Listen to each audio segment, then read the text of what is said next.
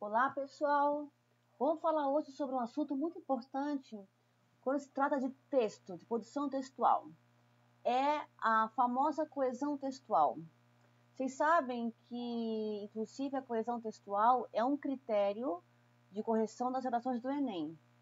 O que seria a coesão textual? Pessoal, um texto ele não é apenas um emaranhado de frases reunidas entre si. Um texto ele é uma sequência de ideias, né? Ideias essas que são expostas em frases que elas têm uma organização, elas estão em relação. Não posso chegar e dizer, João saiu, João comprou, João olhou um CD, João fez um bolo. Deve criar uma harmonia de modo que esse texto se torne legível, né? Se torne agradável e que tenha entre si uma relação de sentido, entre as frases, uma relação de sentido. Isso é o que nós chamamos de estudo da coesão, né? A coesão textual é o estudo dos elementos que encadeiam as ideias de um texto. Sabe, quando a gente escreve um texto, primeiramente é importante destacar, além disso, vale a pena conferir. Então, você percebe que algumas palavrinhas, elas servem como ferramenta para tornar esse texto muito mais organizado textualmente mesmo, né? Organizado linguisticamente, porque coesão é um assunto da linguística textual. Como que o texto pode ficar bem organizado? Por isso que eu vezes digo para vocês, gente, o texto está incompleto, a frase está incompleta, não faz sentido, essa ideia não faz sentido com essa outra ideia, falta coesão, falta essa preocupação com a costura entre as frases de um texto, né? Quando nós falamos de coesão, há dois assuntos chaves, né? Que é a coesão referencial e a coesão sequencial. Pessoal, aqui vai ser super rápido porque a parte teórica, sempre importante é a prática, quando se fala de texto, né? Mas o que é coesão referencial? É que vai substituir um termo já exposto, né? A coesão referencial se trata de referências de palavras em um texto ou conectivos que vão fazer referência a esse texto. Sabe quando a gente pede para não repetir a palavra no mesmo parágrafo, para usar um sinônimo, para não cansar o leitor com excesso de repetição?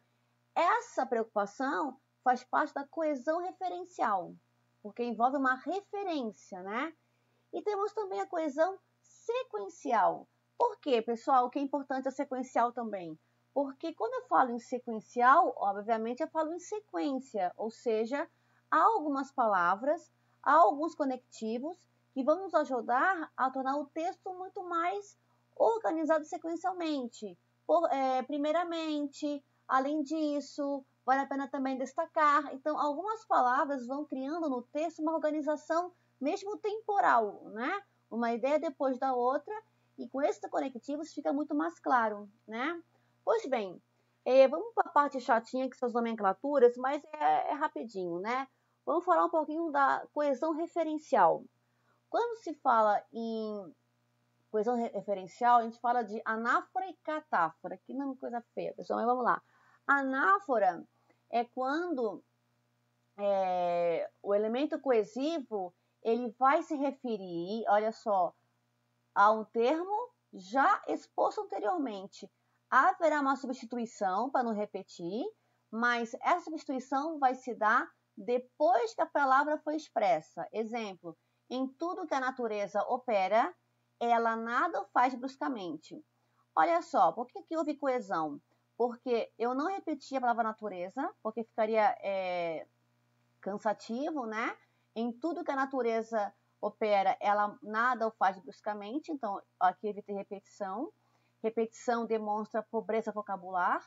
Então, houve aqui a coesão, houve a substituição, e essa substituição, ela se fez depois. Primeiro eu expus o referente e depois a anáfora, tá? Isso é anáfora, a mesma coisa aqui, a mesma coisa aqui. A catáfora, palavra feia, né? A catáfora é primeiro o elemento de coesão, depois o elemento referido, né? Então, ó, o referente aparece depois do elemento de coesão. Olha só, há três coisas que nunca voltam: flecha, palavra e oportunidade. Então, aqui, por que é catáfora? Porque os termos referentes, eles vêm depois do elemento coesivo, tá? Mas assim, pessoal, para a vida real mesmo, o importante é não repetir palavra, porque demonstra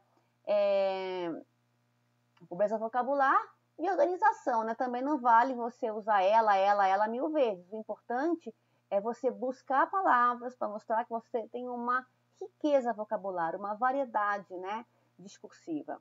Então, quando se fala em coesão referencial, se fala fala nessa busca de tornar o texto agradável, com uma riqueza de palavras, de modo a que não haja repetição, né? Haverá a substituição por pronomes, por sinônimos, né? Palavras do mesmo grupo, mas o importante é sempre respeitar essa regra textual da não repetição. E depois, né, temos aqui a elipse, que também é importante, é quando, para evitar repetição, eu vou evitar um elemento que já é compreendido pelo próprio contexto, né? Quando eu falo aqui, por exemplo, é preciso viver, não apenas existir, se pressupõe que tem um é preciso acoplado aqui, mas houve uma elipse. Um caso muito comum que acontece nos textos o escritor José Alencar nasceu no Ceará, ponto. Viveu muitos anos no Rio de Janeiro. Eu produzi aqui uma elipse. Eu comecei a frase com viveu. Não falei nem ele, nem o escritor, nem José. Então, também é um elemento de coesão. Você, às vezes, omitir palavras que estão já pressupostas no próprio contexto. A reiteração é quando... Perdão. A reiteração é quando você, ao contrário, repete palavras com o sentido muito mais estilístico. Questionar não é duvidar, questionar é querer saber mais. Eu digo para vocês, é bonito, é importante, mas só falta uma vez no texto. Tá? A reiteração é um elemento que se faz muito pouco, porque se você repete muitas vezes já não é mais reiteração, é pobreza vocabular. Tá? Vamos agora à coesão sequencial. Voltando, coesão sequencial são palavras, são conectivos que vão dar uma sequência no texto, né? Então, aqui, como está aqui, justaposição, né? Vamos ler o texto. Fazendo um balanço do que se discutia até o momento, constata-se que os modelos apresentados são excessivamente redutores. Você percebe que aqui existe uma sequência, né? Ó, isso aqui vem primeiro. Fazendo um balanço, ponto 1, constata-se, ponto 2, né? A mesma coisa. Conforme foi indicado pelo professor, realmente houve avaliação. Então, há uma relação semântica sequencial com o sentido. Por exemplo, outro exemplo, considerando os dados apresentados, é possível afirmar que diminuiu o número de afetados. Percebe a sequência? Considerando os números, houve essa conclusão, causa e consequência, tá? Aqui é o mais óbvio, pessoal. Primeiro, segundo, né? Primeiro fazemos nossos hábitos, depois os nossos hábitos nos fazem. Isso é importante, pessoal, porque quando nós lemos textos muito coesos, não somente em vocábulos, em palavras, mas também com essas ferramentas sequenciais, você consegue entender o fluxo do raciocínio do próprio escritor. Né? Então, ele fala, primeiramente, vou destacar tal ponto.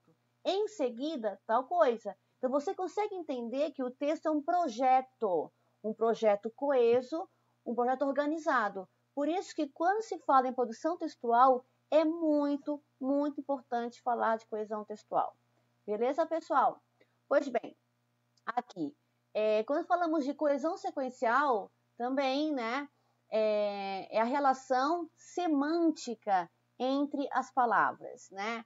A gente vai ver muito isso na sintaxe, mais ligada à textualidade, esses elementos, ó, portanto, de conclusão, esse elemento que é uma conjunção de condição. Então, é saber usar as conjunções de modo a produzir sentido, né? Conjunção é um elemento gramatical muito importante. O porém, o contudo, o todavia, porque vai entrar nessa relação semântica entre as frases, né?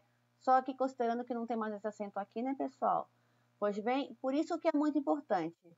Pois bem, pessoal, essa foi a aula de hoje e até a próxima.